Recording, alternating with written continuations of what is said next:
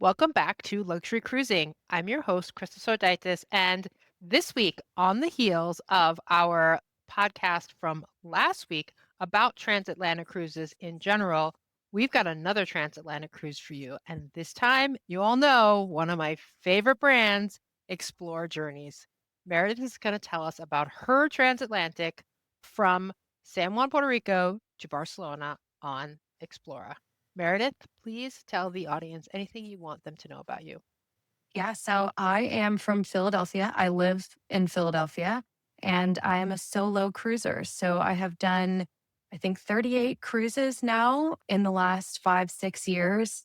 And it's actually not my full time job as much as I wish it were. I actually have a full time corporate job in Philadelphia. And so cruising is my side passion. And so I've done lots of cruises, and this Explora transatlantic cruise was not only my first transatlantic, but also my second luxury cruise. The only other one I had done prior was on Azamara last year. So I am somewhat new to the luxury cruising space, but I fear that I am now ruined for all cruises moving forward with other mainstream cruise lines. But I am in my late 30s. I am not married. I have two cats. They're my children. And so I have a lot of freedom to travel. I'm fortunate to work remotely. And so there are times where, when possible, I can work away from my home. And so I try to take advantage of the opportunity whenever I can so I can get lots of travel and cruising in. I've cruised all over the world now. Southeast Asia, done Europe, I've done Australia, New Zealand, I've done Antarctica, South America. So I've had quite a broad experience of cruising so far and hope to just continue to expand my experience in international travel. And so this transatlantic was checking off something on my bucket list, and it was amazing. Fantastic. I love it. I love it. And have you done all of those solo? Yes. I think I've only done 4 cruises that were not solo of all the cruises I've done. Yeah. Well, so much I want to get into from what you just said. But before we do, give us an idea of what made you decide to take this trip, the itinerary, the ship. Bring us back to that point. Yeah, I mean, in all honesty, I'm finding it more and more difficult to find deals as a solo traveler. For whatever reason, the solo pricing has been more and more challenging to come by, where you're not paying double or oftentimes more than double with certain cruise lines. And so I've been looking for a long time to do a transatlantic, but I didn't want to just do New York to Southampton. I wanted to do something where I could also hit a couple of stops that maybe I hadn't been to before. Cause every time I book a cruise, I'm looking for a new port. And it just so happened that this Explorer cruise had a 0% solo supplement. And I've done my research. And so I know that Explora Journeys is, somewhat of a new cruise line. It's a subsidiary of MSC. And I know MSC has had great deals in the past for solo cruisers.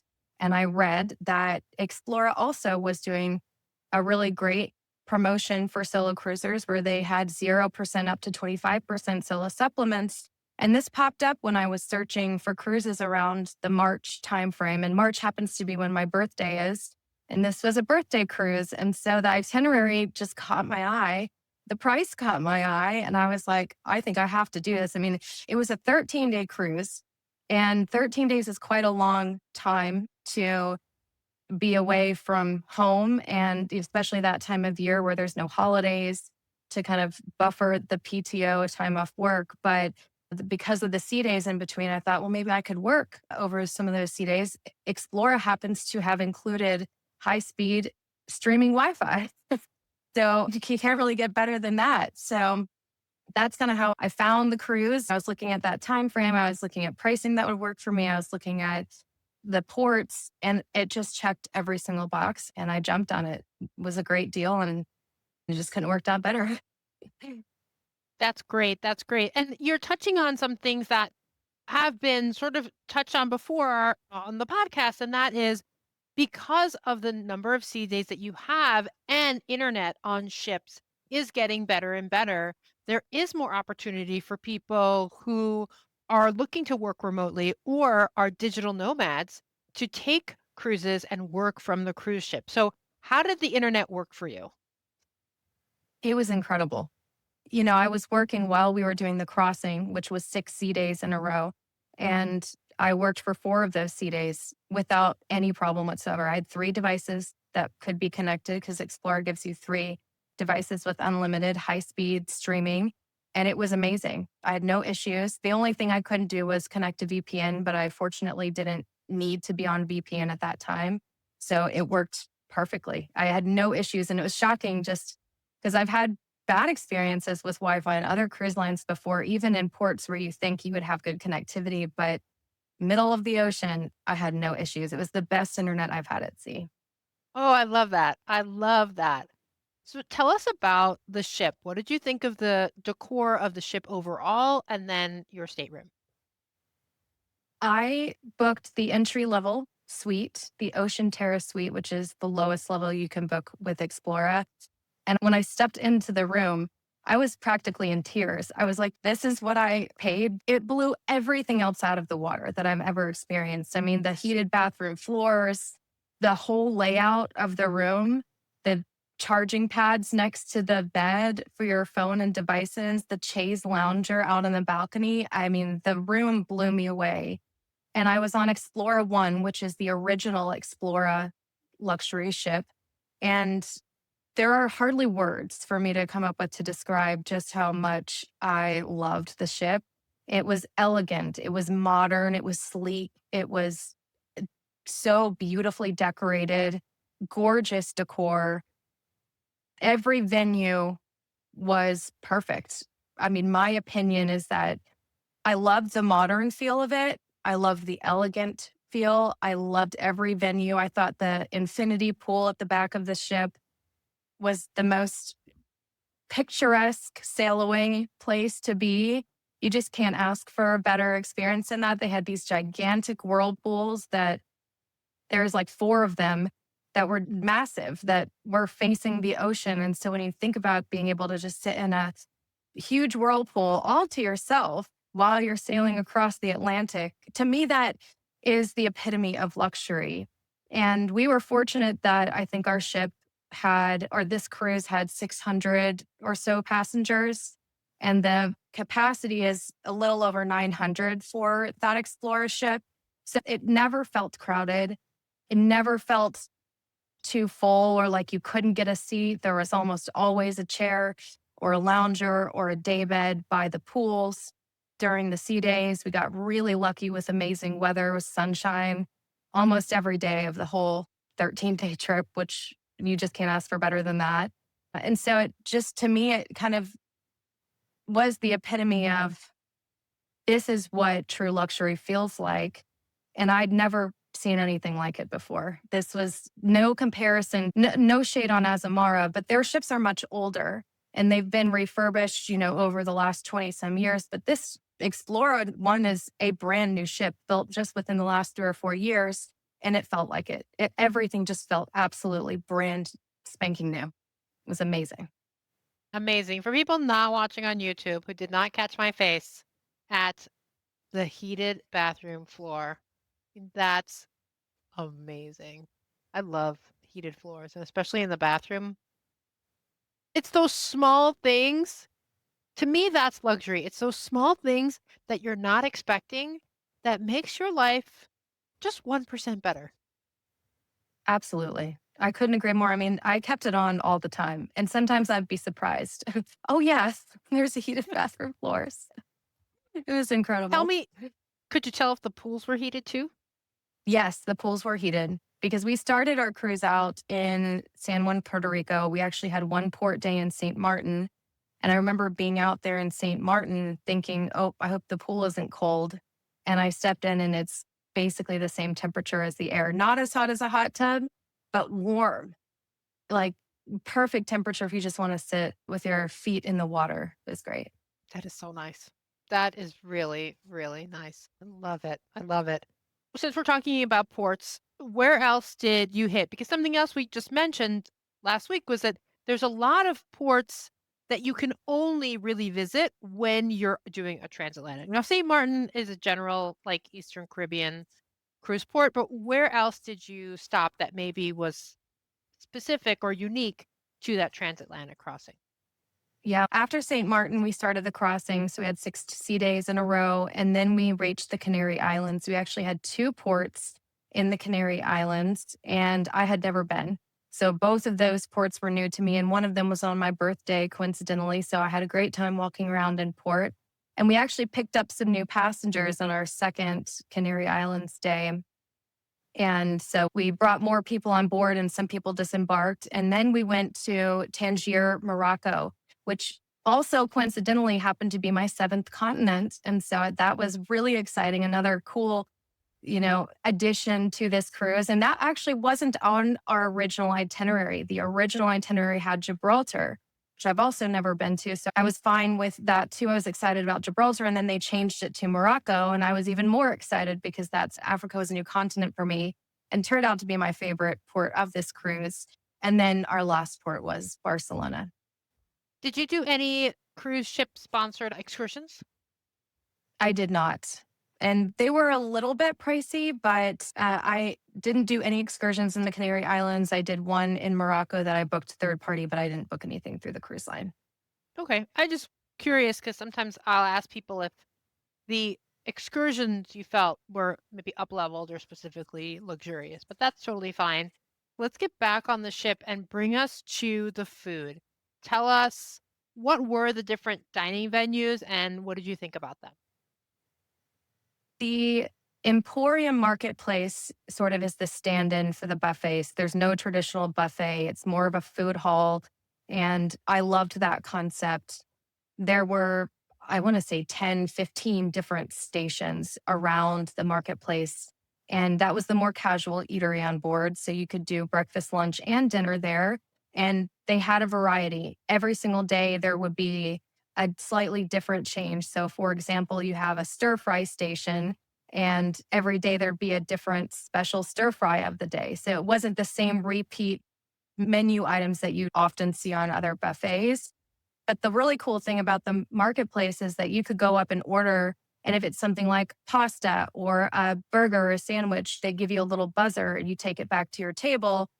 Then you'd have servers come over, they would serve you drinks, and then they would take your buzzer and go get your food for you. So it just felt so much more upscale than your traditional buffet. You didn't serve yourself for anything. Pause for a second. So you took your buzzer to the table, and then when your buzzer came off, somebody came and got your buzzer? You didn't even have Yes. to get up and, like, show your buzzer. They got your buzzer. Oh, it's very nice. If you tried, they would interrupt you. No, no, no, ma'am. Let me go get it for you. And they'd have you go sit. And the service was next level. And it's just so far from a traditional buffet. It's hard to even compare. The food was amazing in there. And that was the casual eatery on board. And they had other casual options. So the Crema Cafe, which is the coffee shop on board, also had little sandwich panini options and pastries and snacks and finger sandwiches throughout the day that you could get. And then in the evening, there were five different regular dining rooms. One of them had an upcharge, and it's sort of this culinary experience with a 7 course menu. And that's the only one that would cost you extra.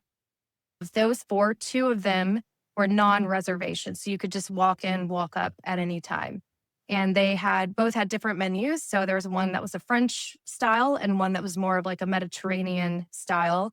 And while the menus didn't rotate daily, they did have different items between the two restaurants, more than you can try during a whole cruise. Then they also had a steakhouse and then an Asian themed restaurant as well. But those two both required reservations in advance. Nice. Any standouts of the restaurants? I did the sushi place twice, Asian restaurant twice. Once I just did the sushi bar and it was a more limited menu, but you could just walk in and fantastic. I don't eat red meat, so I didn't go to the steakhouse, but I did do the two main non-reservation dining rooms multiple times throughout the cruise. And Med Yacht Club, which is one of them, the more Mediterranean themed, ended up being my favorite in part because of the bread service and you get the olive oil and vinegar and There's like this focaccia bread that lives in my head rent free still. I'm a big bread person. I just love a good bread service. And I loved everything that I got there. Some of the menu items I repeated throughout the cruise. But I never had anything I didn't like, which is so rare on a cruise because, there's just, especially 13 days when a lot of sea days, you could have some bad meals. I didn't have any bad meals. And it doesn't sound like it ever got repetitive. Like, oh, I don't really have a choice. I'm tired of this food. No, because even if I got tired of the main dining room menus, I could go up to the Emporium Marketplace and have tons of stations of different themed food to choose from there. I don't even think I ever really ate in the marketplace for dinner just because of how much there was on available at the regular sit down dining rooms in the evenings. I love that. Let's move to the entertainment. So smaller ship, 900 people. You're traveling on your own. What was the entertainment like? Yeah, the cool thing that I really liked about Explora is they didn't have multiple show times through the evening. So, one thing I find myself challenged with on other cruises is my dinner somehow always conflicts with the showtime. But the way Explora has it set up is the show is always at 9:30 every night. So you have time, you go get dinner, you get a drink, you go to the show, the theater, and you have time to be able to do all of that and see the show. And I thought the 9:30 shows were fantastic. I mean, some of the best I've seen when you think about the limitations that a smaller venue like that has. And you're not going to see acrobats flying through the air and these crazy light shows and props being used. There's not going to be any of that. But for someone like me who doesn't really need massive productions, I thought that the talent and skill and variety that they brought on board was fantastic. And they did bring new entertainers on board in some of our stops, and they had some of the old entertainers leave. But the variety was great. I mean, the artists that they had on board did such a great job of entertaining us and being able to get the audience involved and enthused and just felt more electric than you'd expect, but it wasn't overwhelming and it wasn't too over the top either. So I just thought they did a really good job of having a very broad mix that appealed to a very, very wide audience. Love it. Love it. And you mentioned you were in your late 30s. So, how was sort of like the population? Who were the people that were on this ship? And were there people that you could talk to and relate to? Yeah, I met so many people. Surprisingly, even this originated out of the US or Puerto Rico. We had a very large European population on board versus a large number of Americans or Canadians or North Americans. And so I ended up meeting so many different people and getting to chat with people from all over the world. And surprisingly, I thought the average age ended up being a little bit lower than I expected going in. I knew that transatlantics are typically tend to be on the older side just because they're longer cruises. Usually, you don't expect people who are younger to be able to take that much time off work or bring their families and kids. And we did only have one child on the cruise. It was like a toddler age. I saw the child one or two times the whole cruise. So everyone else was older. But I would say the average was 50s, 60s. It really wasn't as old as you were thinking. There were a lot of younger people around my age, maybe a little bit older than me, but I was able to meet quite a few other people and quite a few other solos too. It turned out that there were, I think, over 100 solos on this cruise. And that may have been because it was such a great price for solos that we weren't paying double. And I think it appealed to that audience of cruisers. But yeah, I met some great people, made some friends that I still chat with, hope to see on other cruises in the future. So it really was a great range of people on board. Love it. Explora is a luxury line. Most luxury lines, we said, have Wi-Fi included. Most of the drink package. Tell us what were the inclusions and was there anything that wasn't included that was a little bit of a surprise? Everything was included. There were no surprise charges whatsoever.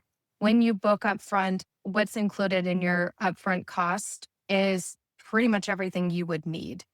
The drinks were all included. Obviously, there were a couple of things, really, really high end, top shelf liquors or spirits, for example, that if you wanted to pay extra, you could. But everything I could have thought of that I wanted was included in the package.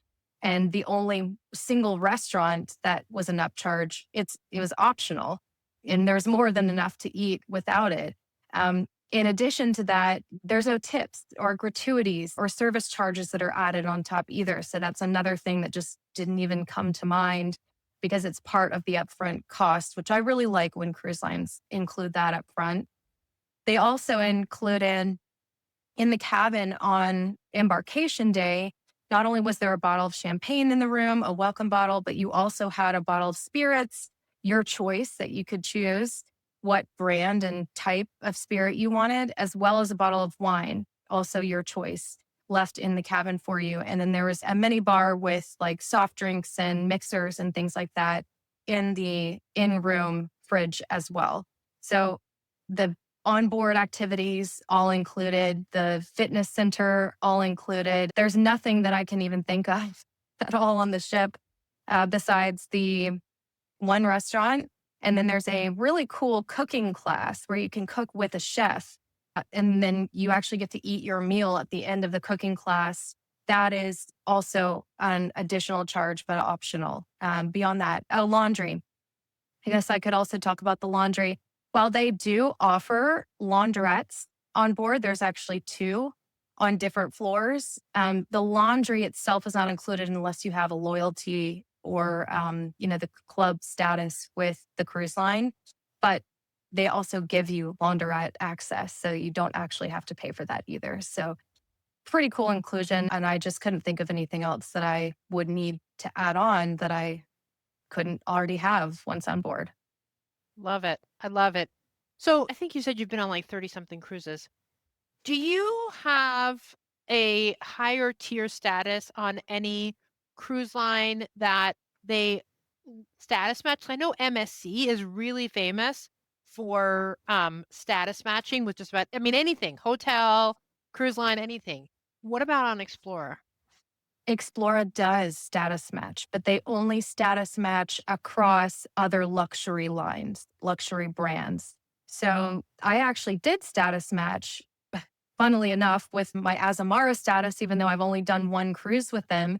But that was enough to get me to their entry level status with Explora. Now, you can also status match with MSC because it is their parent brand. And MSC status matches with other mainstream cruise lines. So if you're pretty savvy, what you could probably do is like, I actually have pretty high status with Norwegian Cruise Line. I could status match with MSC and then potentially status match with Explora from my MSC status. I don't know if they let you do that, but it's possible. And so you could end up finding yourself with a pretty good status on Explora by way of matching across other brands. So if you aren't a regular luxury cruiser, that's one option and a pretty cool thing I think more cruise lines should do. Yeah, it's a good tip. If you can do it without sailing, fantastic. But even if you did, it might be worth it. You could just find like a 3-day weekend cruise. It might be worth checking it out. I don't know what the status gives you, but Well, I will tell you what the status gets you. The very entry level status with Explora is you get 5% off all future bookings, which is not an insignificant number. And even though I had only done one Azamara cruise, that status gave me 5% discount on all of my now and future bookings with Explora. So actually a really good deal and probably worth it if you can find a way to status match. Yeah. yes, absolutely. Because when you're paying in the thousands of dollars for a cruise, 5% adds up. It's not like 5% off your McDonald's lunch or whatever. Right. Exactly. Yeah. Oh, I love that. That's good. That's good to know. Anything else about Explorer or the Transatlantic that you would want the audience to know about? Given that transatlantic cruises can be rocky and rough depending on the weather, that is one thing you have to kind of consider when doing a cruise like this. I went into this thinking, what if I have to be stuck inside and we don't get to enjoy all of this outdoor space? But the one really neat feature about their ships is that they have a retractable roof over the main conservatory pool. And that whole pool area can be enclosed. So if there's inclement weather or if it's really windy or something, they will close the roof over that pool, which is a gorgeous space. The conservatory pool and that whole area is absolutely beautiful. I love that they had the option to keep that closed so it could still be used even if the weather was not great. So there's still a pool and two whirlpools, massive, gigantic hot tubs with the pool bar and everything right there that you could still absolutely take advantage of, even if the weather wasn't great during a crossing. And I just remember thinking in my head, like, this ship is just set up really well for all types of weather, no matter what you might encounter. And I thought that was great. The other thing I'll mention, this is maybe just more informational for people, but given that this is a European cruise line, there are some differences about how the schedule is on this ship. So, for example, the dinner times and the lunch times are a little bit shifted from what you would see on the traditional American cruise lines. And I saw some complaints on one of my YouTube videos about this, and it didn't really dawn on me till after the cruise because I'm a late eater. But if you're someone who dines early at 5:30, or 6 o'clock, you are going to find yourself waiting. So one thing I wanted to note is that lunchtime doesn't usually start till 12:30, which is a little bit later than typical. And the dinner times, the seating for dinner and the marketplace do not open till 6:30. So that is just something to keep in mind. That said, they have snack options at the Crema Cafe and there's 24/7 complimentary room service. And that is a really cool thing that if, one day I was a little bit seasick and I'm like, I'm just going to order lunch to my room. Complimentary, showed up within 20 minutes. I mean, an amazing backup option if you just find yourself not wanting to go out to eat anywhere or for some reason there's a venue that's not open. So those are a couple of things that just came to mind that would be good things to add on. Yeah, very good to know. Especially the 1:30 lunch does seem a little bit late, but honestly, people, you're on a cruise ship, there's food somewhere. There's going to be Yeah, food somewhere. always. Always. You need something. Well, that's fantastic. So let me take a step back from this particular cruise and ask you some questions that I ask everybody. And the first question is, how do you define luxury? I think I would define luxury as an elevated experience from what you're expecting. Go I've been on enough cruises to know what the norm is, what the standard that I expect when I get on a cruise. But stepping onto a luxury cruise line or a luxury ship, you can instantly tell by every single thing, every category that you are used to is just stepped up.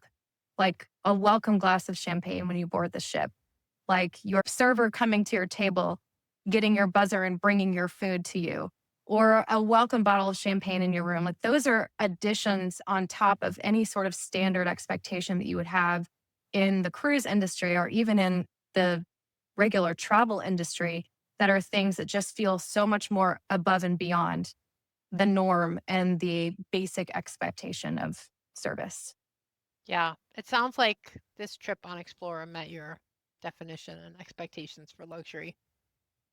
I think it redefined my expectation or what I'm looking for in a future cruising and future travel, which may not be a good thing for my wallet, but I Where love it. there's a will, there's a way. Yeah. And you can always find, just like you found this at a good price, there are always good prices and bargains to be had.